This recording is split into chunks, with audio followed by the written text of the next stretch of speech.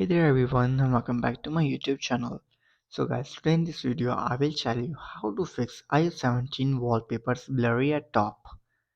So guys, many iOS 17 users have reported encountering blurry wallpapers, especially at the top of their screens.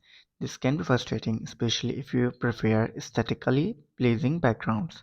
However, fear not, there are ways to address this issue. So guys, first of all you have to do is simply use the correct wallpaper size. Find a wallpaper with a resolution specifically designed for your iPhone model.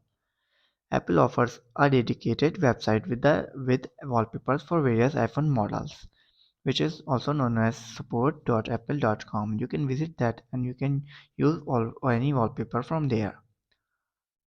After this, then you have to do is avoid zooming. When settings the wallpaper, reset the urge to zoom in or zoom out. You can simply open your settings, tap on general, go back, tap on accessibility, now tap on zoom. You have to make sure that zoom is disabled. After this, then you have to do is restart your iPhone. A simple restart can sometimes fix minor software glitches that may be causing the blur. To restart your iPhone, you have to go to your general, scroll down and then tap on shut down your iPhone and then restart it after 15 to 20 seconds later. If restarting doesn't work, then you have to do is update your iOS version. An updated iOS 17 version might harbor bugs that contribute to the wallpaper blur.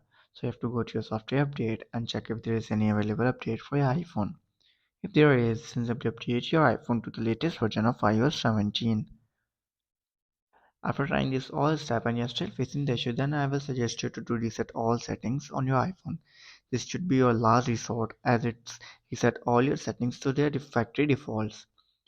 To do this, you have to scroll down and then tap on transfer reset iPhone, tap on reset all settings, enter your passcode and fix your issue.